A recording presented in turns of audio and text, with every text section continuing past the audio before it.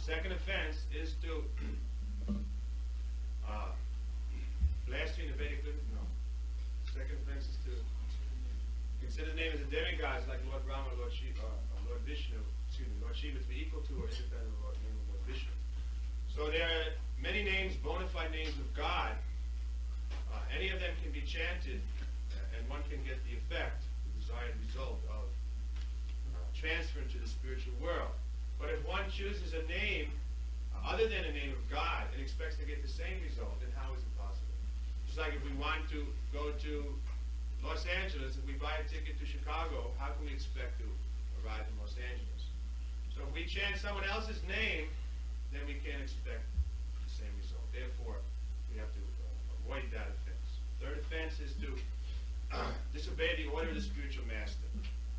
The spiritual master, his only purpose is to uplift the disciple.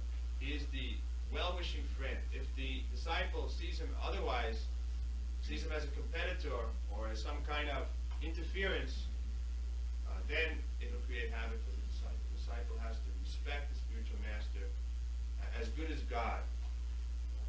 This is the central point of our Vaishnava philosophy, to have full faith in the spiritual master. Without having that faith, no one should take initiation. It's a very grave commitment that we're making now, this initiation. So the fourth offense is to blaspheme the Vedic literature or literature in pursuance of the Vedic version. So this is similar to the first offense. The Lord's word is there in His holy scripture. If we blaspheme the scripture, the authorized Shastra, then the Lord will be very displeased. Rather, the Shastra is not different than the Lord. So, how can we expect to advance if we vilify the words of the Lord, which are not different from the Lord? So, the fifth offense is to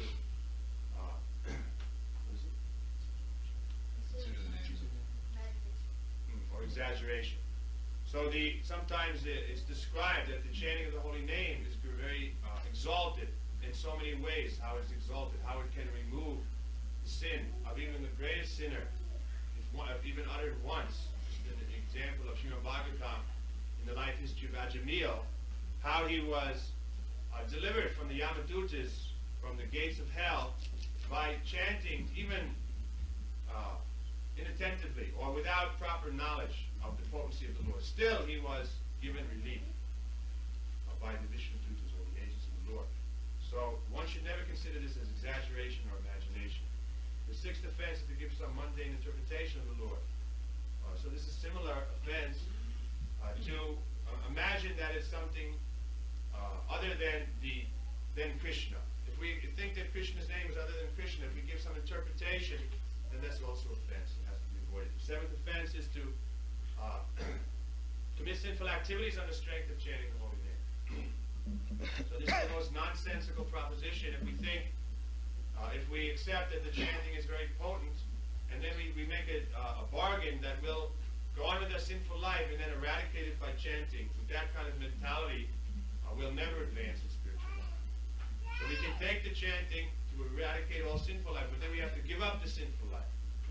This was also taught by Lord Chaitanya Mahaprabhu in the case of Jagai and Madhai. He delivered them on the condition that they would give up the sinful life.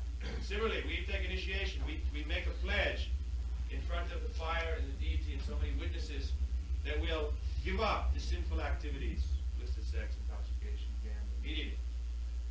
So we have to be careful to avoid those and never imagine that we can continue on the strength of chanting. So the eighth offense is to consider the chanting as one of the auspicious ritualistic activities or as some kind of pious activity. This is not the case. The holy name is not some religious activity, but it is a transcendental activity. It won't. We don't chant for some material benefit. This is the point. We should chant. If we want to get the proper effect, we should chant for the glorification of the Lord, or out of helplessness in our material condition, out of pure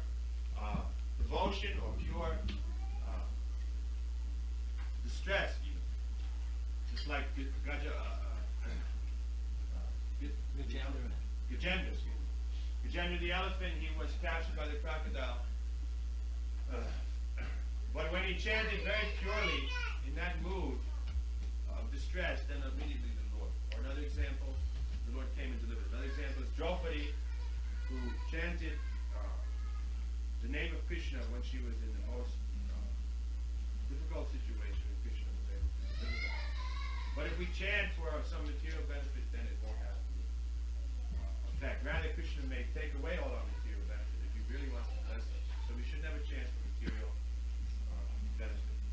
The ninth offense is to instruct the faithless in the chanting, because the chanting, the name of the Lord is very confidential, a glorious activity. If we just give it to the unfaithless person, then he'll just take it very irreverently, and it won't have the effect. Rather, it'll cause us to consider it as something ordinary. By association, we'll become a great. So similarly, in the Bible, Christ also taught, don't give your pearl to the swine. So one who is just blaspheming against the Lord, we shouldn't sit with him and try to explain to him very gentlemanly the glories of the holy name. Better we should avoid it. This is the ninth offense. And the 10th offense is to maintain material attachment. So we're introduced to this Hare Krishna Maha Mantra. We shouldn't at the same time maintain our material attachment for profit, adoration, distinction, and so on. These things have to be given up in order to advance nicely. These 10 offenses are there.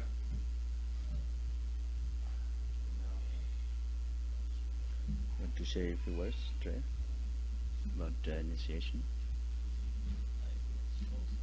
Yeah.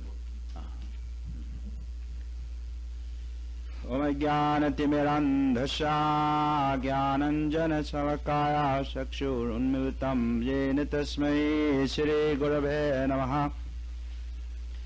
Namo Vishnu Padaya Krishna Prastaya Bhutale Srimate Bhaktivedanta Swamiti Namine. Namaste Saraswati Devam Gauravani Pracharine Nirvishesha Sunyavadi Paschata Destarine Trichaitanya Manovistam Stapitam Yena Bhutale Swayam Rupakadamayam Dadati Swapadantikam Vandeham Sri Guru Sri Yuta Padakamalam Sri Gurun Vaishnavamsha Sri Rupam Sagrajatam Sagana Raghunatham Vitam Tam Sajivam Sadvaitam Sabadutam Parijana Sahitam Krishna Chaitanya Devam Shri Radha Krishna Padan Sagana Lalita Shri Vishakhan Vitam Shah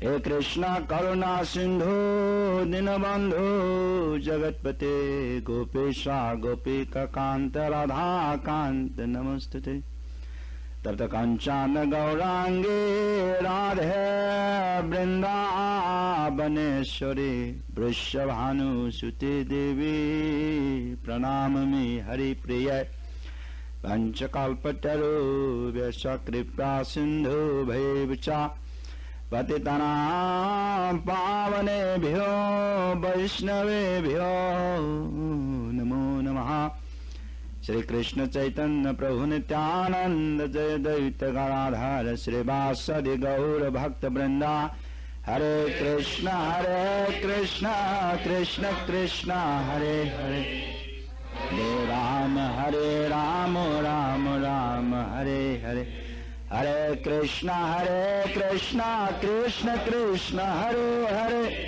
Hare Rama Rama Rama Hare Hare Hare Krishna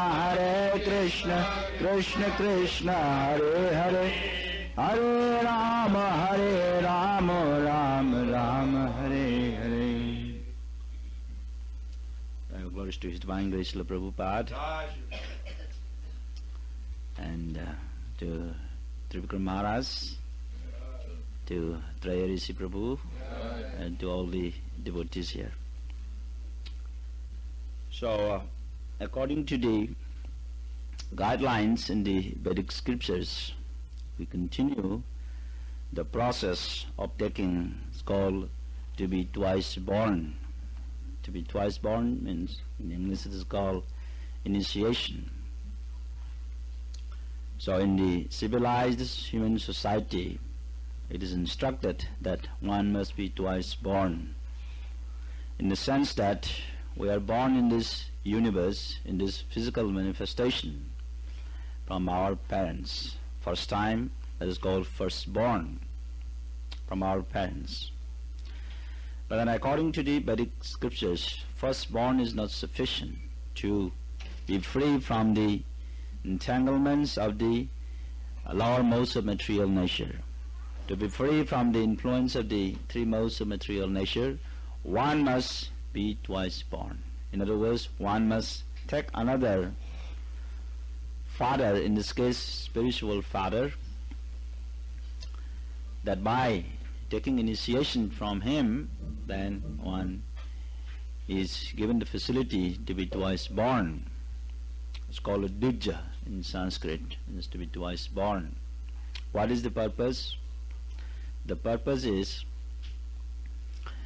when we come to this material world, in this cosmic manifestation, it is actually completely unnecessary for us to come here. But because of our desire, and also because of our so many sinful activities, so to fulfill our desire, the Lord has given us this blessing of granting our desire, fulfilling our desire. So then when we come to our senses, when we come to the understanding that this material world is a place of suffering, every moment is a place of great suffering, trials and tribulations. So when one begins to contemplate then how to get out of this like prison house, how to get out of this very uncomfortable situation. So then one begins to contemplate about the science of life, about the science of the absolute truth, and about the science of the original source. Begins to contemplate on those topics. And then when one is fortunate enough to be enlightened in some of these inquiries, then one is enlightened with the transcendental knowledge. So that process is given by submitting ourselves to the spiritual master, to the instructions of the bona fide Vaishnava, and serving him and taking instructions from him. Then we are able to be free from the influence of the three modes of material nature. Then being trained up in the path of devotional service, one begins a new life. So that is why it is called twice born. One must be twice born in the civilized human society. It's not that one can just go alone to the kingdom of the Lord alone. Because intelligent man wants to accomplish that as soon as possible, not wasting any time. One may work very hard, just trying to exercise his intelligence, thinking that by his own endeavor and intelligence he'll be able to cross the material this world of suffering, this ocean of suffering. But actually that is not very intelligent. But when one is intelligent, one approaches a teacher who can tell him, can teach him, yes, this is the way that you have to cross this ocean of suffering. So that way it is done a lot easier, and also it is sure that that process will be fulfilled. So that is why this process of taking up this being twice born is an intelligent process, and any intelligent person, an intelligent individual who wants to be free from the sufferings of this material miseries, should take up this principle. So that is why in the Vedic culture it is a recommended process, especially those who are hankering after the spiritual life, those who are hankering about understanding about the science of the absolute truth. This is the bona fide process. So we continue according to the Vedic culture, according to the Vedic lifestyle. So that this has been continuing for millions of years. So by the mercy of His Divine Grace, A.C. Bhaktivedanta Swami Srila Prabhupada, and somehow, and by His mercy, we have been given this facility to continue the process of spreading this spiritual movement known as ISKCON. So Prabhupada came here several years ago in 1965 and then carried the message of Krishna consciousness to follow the instruction of his spiritual master. That means to spread Krishna consciousness all over the world, especially in the English-speaking countries. So Prabhupada, just sacrificing all his personal and physical comforts, he came here in as an advanced age, 70 years old, just to transmit the message of Krishna consciousness, to also to follow the order of his spiritual master, Srila Bhaktisiddhanta Srila Prabhupada. So by his sincere effort and by his sincere dedication and sincere obedience to the order of his spiritual master, so Krishna, the Supreme Personality of Godhead, actually gave him all the guidance, all strength. So everything was accomplished according to the mercy of the Supreme Personality of Godhead, Lord Sri Krishna. Prabhupada told us many times like that I was not doing anything myself, but everything was done by Krishna's mercy, by Krishna himself. That it was a mystery how this movement could become the way it has become. It was even something mystery to Prabhupada. So it is a fact that by following the order of the spiritual master, very sincerely, 100% believing the order and the guidelines given by the spiritual master, actually one can accomplish these things because the guidance of the spiritual master is there and his mercy is there, and the strength given by the Supreme Personality of Godhead, Lord Sri Krishna, always there. So that way it is guaranteed that so long as you stick to the order of the spiritual master, and then you can accomplish whatever is ordered, but we must develop a sincere heart.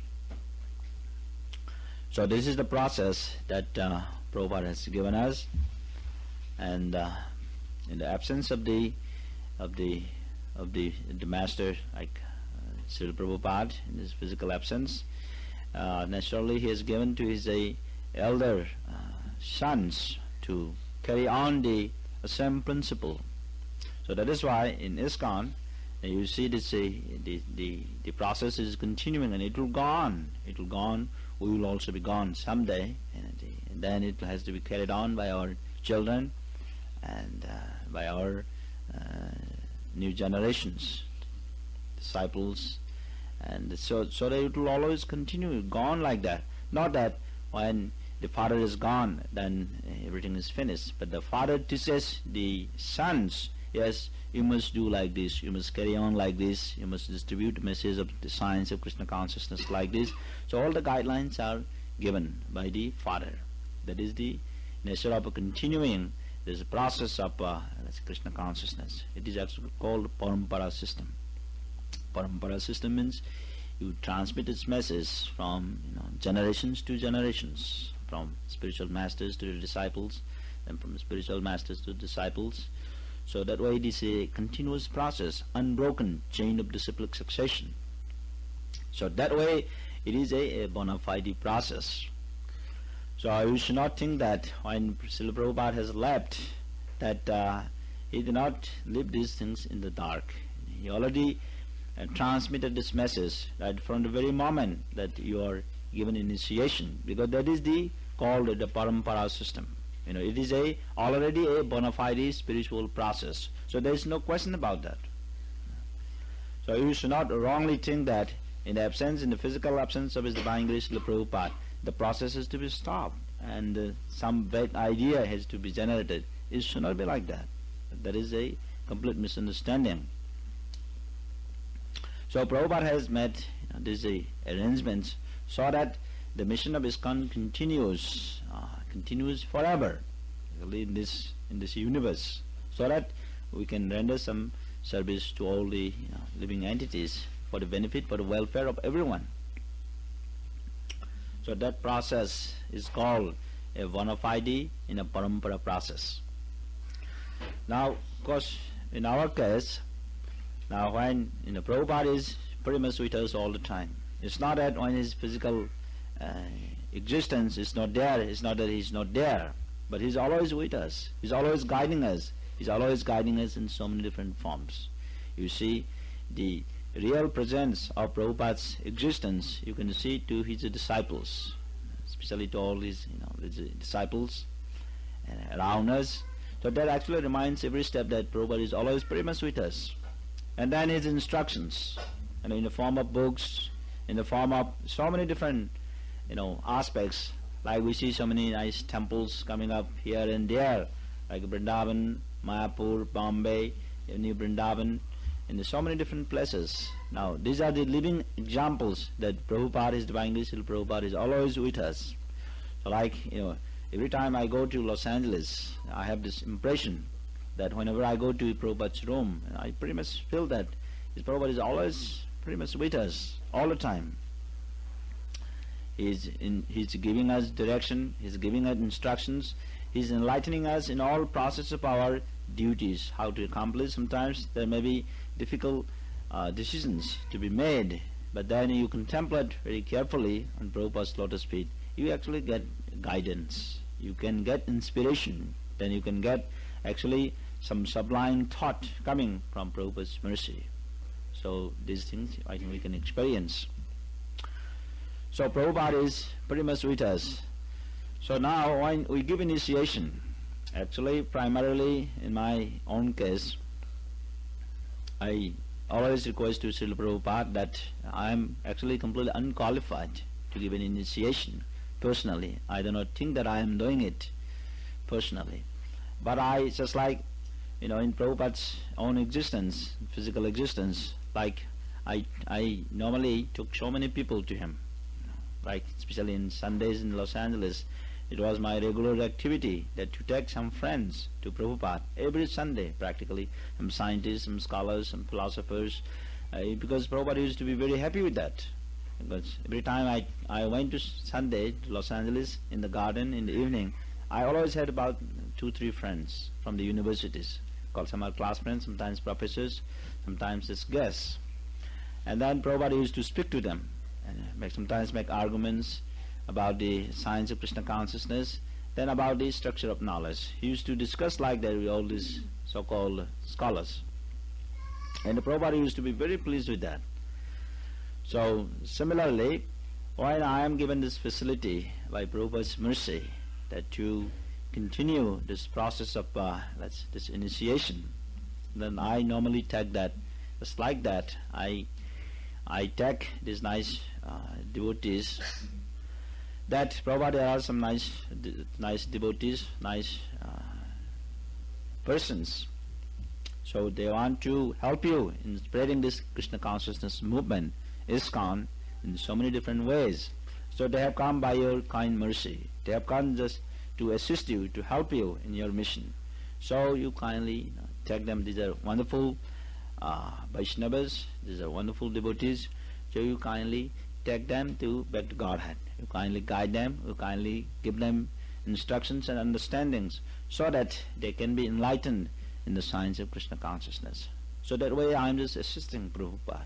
I am just assisting, I am just taking all these wonderful devotees at the lotus feet of Srila Prabhupada so that he can give us blessings, so that he can, and I am confident, I am most confident that Prabhupada will definitely be so pleased just by this approach. So that way I am rather happy that to take to Srila Prabhupada's lotus feet, because ultimately we know Prabhupada's vision. We know Prabhupada's desire. We knew at least quite well what Prabhupada wanted us to do. So that way I am very confident that just by taking these wonderful persons, these devotees at his lotus feet, then Prabhupada will give us inspirations and guidance and all the understanding about his science of Krishna consciousness. So in that mood, I take. In that mood I offer to Prabhupada's lotus feet. So that is how the initiation is done in our this parampara system. So you should realize in that mood also. So coming to Krishna consciousness, coming to ISKCON, is not just this is an ordinary process, but then giving our life wholeheartedly to assist Srila Prabhupada's mission, means to enlighten everyone in the science of Krishna consciousness, to make understand everyone that this material world is a place of suffering. So the intelligent man should try to get out of this suffering as soon as possible. So that message is very urgently needed all over parts of the world. So that is why we are very happy that all these wonderful devotees coming, by the mercy of all the Vaishnavas here, like Traya Rishi. Prabhu is very much, so much thinking about how to spread this movement in the light of Prabhupada's instructions. Similarly, the elder our god brothers like Trivikram Maharaj and all the other the Vaishnavas here, everyone is very much responsible to actually push on this movement. So anybody like any disciple comes, you should not just think that this is a Bhakti Swarup Damodar's disciple and so this and that. It's not. It should not be taking that light. Actually, they all are like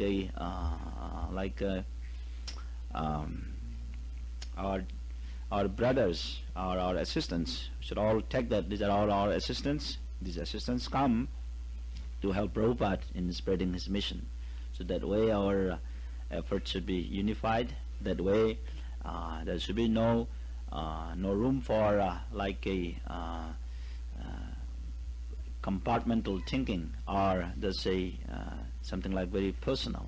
But we should take in the light that as these wonderful devotees are coming to help Prabhupada's mission, and we have a gigantic mission to help Prabhupada.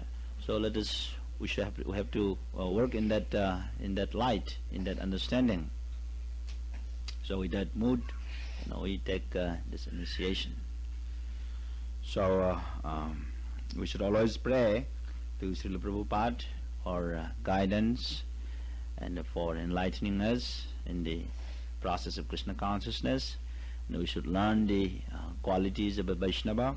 Initiation means you have a promise now in front of the Sri Gauranitai, Srila Prabhupada, and all the great Vaishnavas, and also demigods. Actually, when you do fire sacrifice, all the demigods come, like Lord Brahma come, Lord Indra come, and all the great demigods. They all, you may not see it, but actually all of them come, and because they all participate in the Jaiga. It's called Agnihotra, and then fire sacrifice in Jaiga. So there are demigods also. So you should pray to all these great personalities that so that I do not fall down once more to the world of this material ocean of suffering. Be completely free from all these influences of the three modes of material nature. Always praying for Prabhupada's mercy. Always praying for the mercy of the spiritual master. Yes, let me develop all the qualities of a Vaishnava. So Vaishnava, one of the qualities of a Vaishnava is that this becoming very humble, and this humility, developing the quality of humility and the compassion. Actually, these are the ornaments of a Vaishnava. The ornaments of a Vaishnava is obedience and the compassion and the cleanliness. These are also the qualities of a Brahmana. Brahmana means one has to be extremely clean. Clean means physically and spiritually, externally as well as internally. One has to be very clean. That's one of the qualities of a Brahmana. So the cleanliness, there's even a saying that cleanliness is next to godliness. This is an essential element of becoming a Brahmin. One has to be very clean in thinking, in working, in actions, in every aspect that we do. It must be extremely clean. So that is one of the qualities of a Brahmana. So when one takes Brahmin initiation, that's the advancement in Krishna consciousness. When the spiritual master sees that the disciple is advancing very nicely, then he gives these stages. He gives this as a step forward to the advancement of Krishna consciousness. So one must be very careful so that one doesn't become indulged in bad habits or completely free from all these some of the lower modes of influence of the lower modes of material nature, and learn to be very clean under all circumstances at all times. So that way you find life in Krishna consciousness will be always a progressive stages in the path of a transcendental journey to the Goloka Dham, Goloka Vrindavan. So it's a very important process.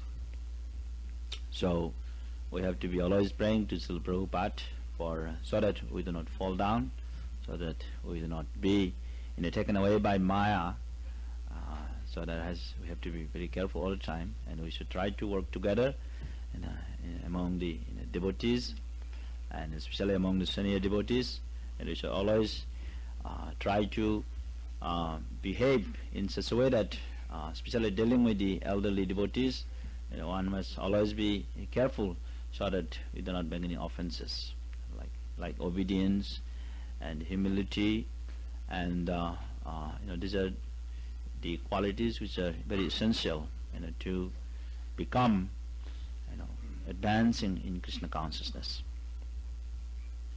So with that I am praying personally to Srila Prabhupada that to give our new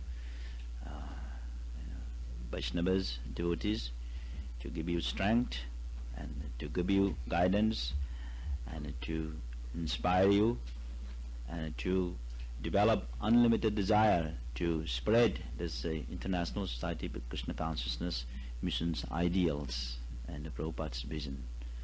So that I'm very grateful. So we should continue in that light. Now we should continue. It's a chant. Let's say Om Gyanati Vinandasya once from the beginning of the end, and then after that I keep.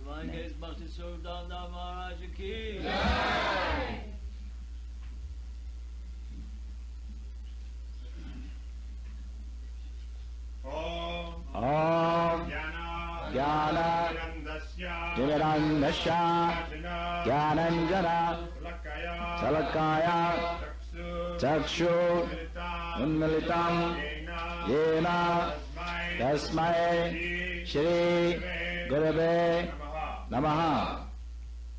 Continue. No, after that.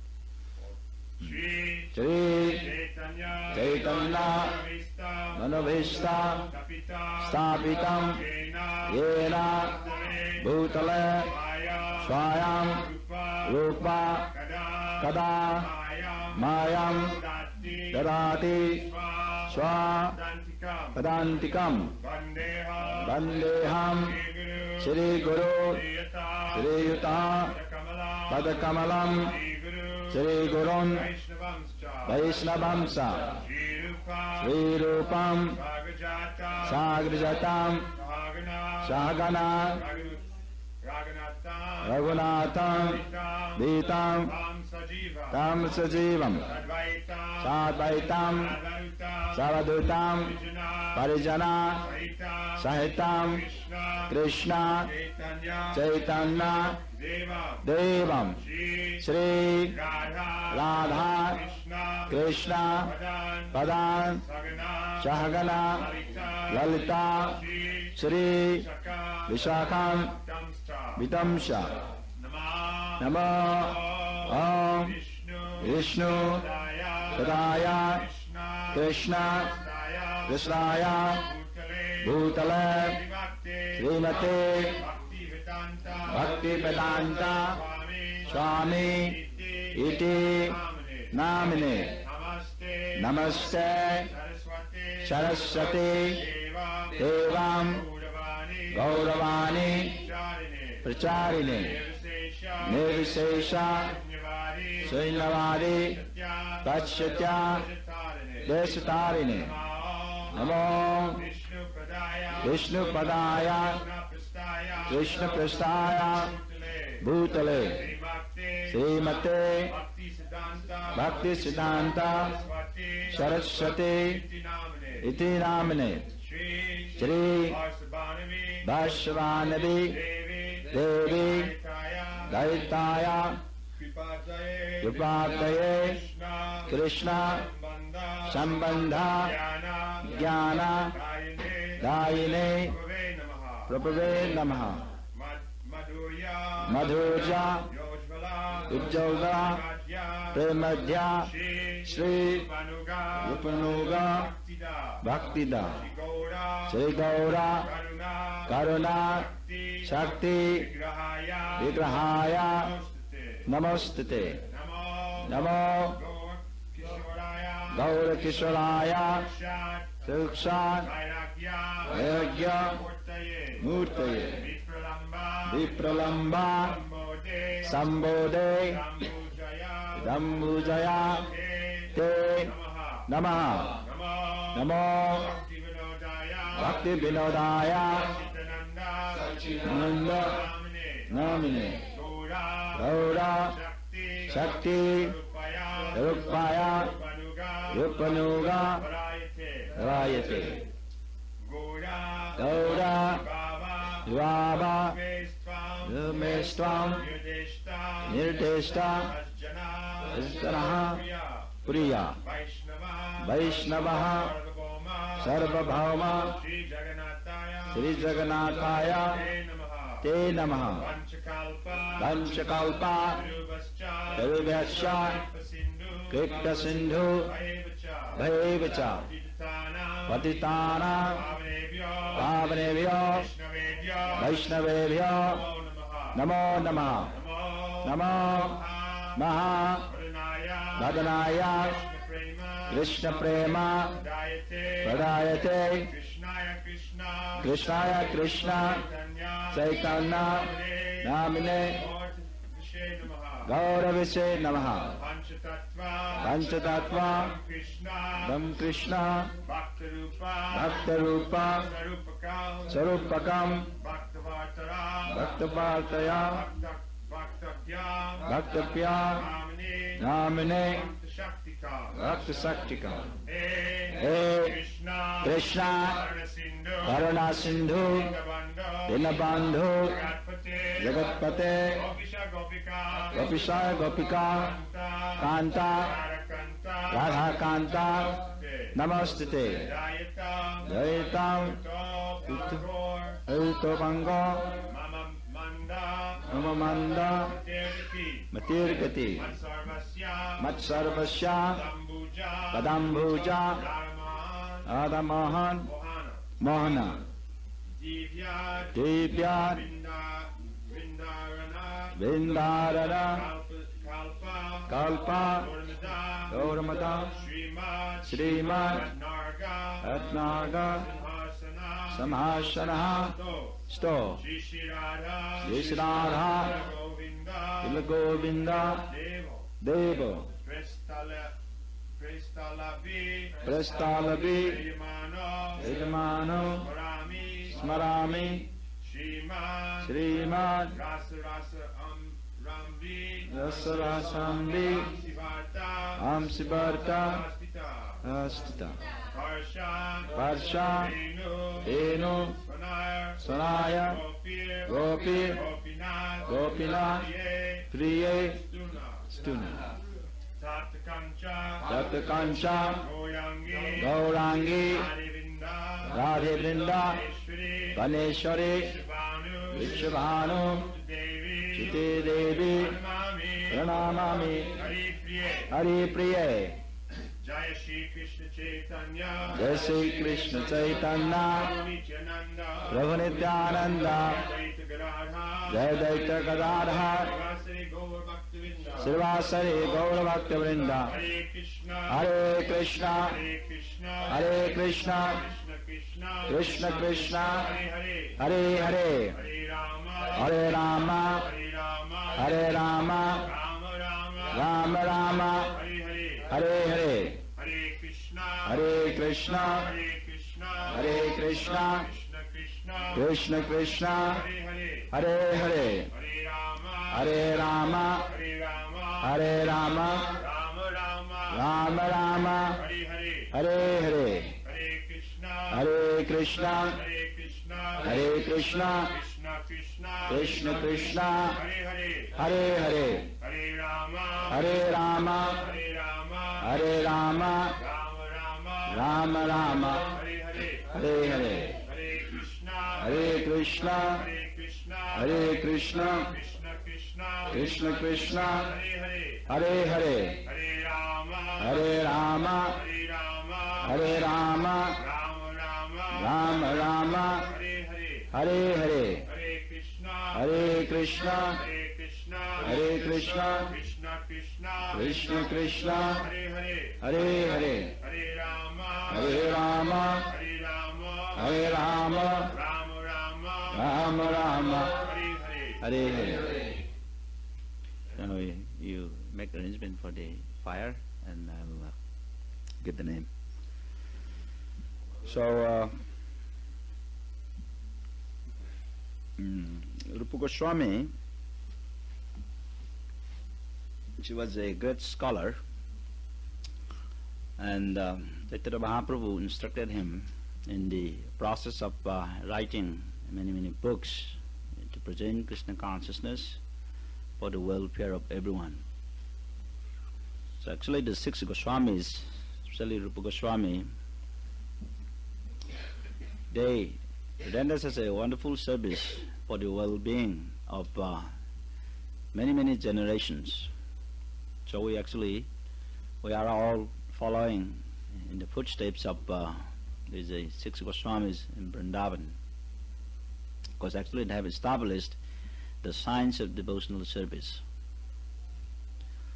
Actually Rupa Goswami is writing this Bhakti Rasamrita Sindhu that contains about the science of devotional practice, how to be a devotee of Krishna, how to develop all the qualities of a Vaishnava, how to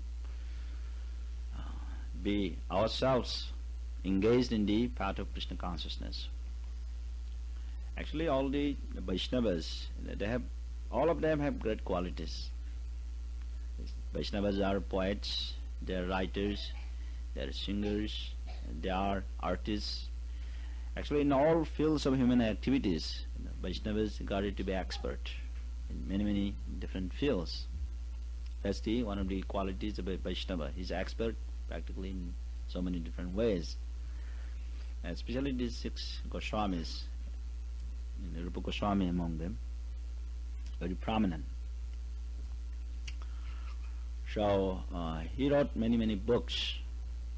So we follow the footsteps of Rupa Goswami in spreading the Krishna consciousness, presenting Krishna consciousness to the general public, to the general mass. Now, he wrote many pastimes about the relationship between Radha and Krishna. So, by being deeply absorbed, of course these are very advanced books in Krishna consciousness, and so when one becomes enlightened more and more in the process of Krishna consciousness, then we will also be able to understand some of the great writings of especially Rupa Goswami. So to continue that footstep and to push on the movement in that light, I think will be a great asset for helping Krishna consciousness, Srila Prabhupada in his mission. That's one of the instructions actually given to my humble self in many different ways. So I pray to Prabhupada that some nice boys, nice devotees come and help me to assist to achieve that type of instruction. So I was just praying to Prabhupada what will be the proper name for Wilhelm, how to engage him in his service, in Prabhupada's service. So I came up with this name. So maybe you should first of all tell me the rules and the regulations that have to be followed in Krishna consciousness. First, there's no meat, eggs and fish, no intoxication, no illicit sex, and no speculation.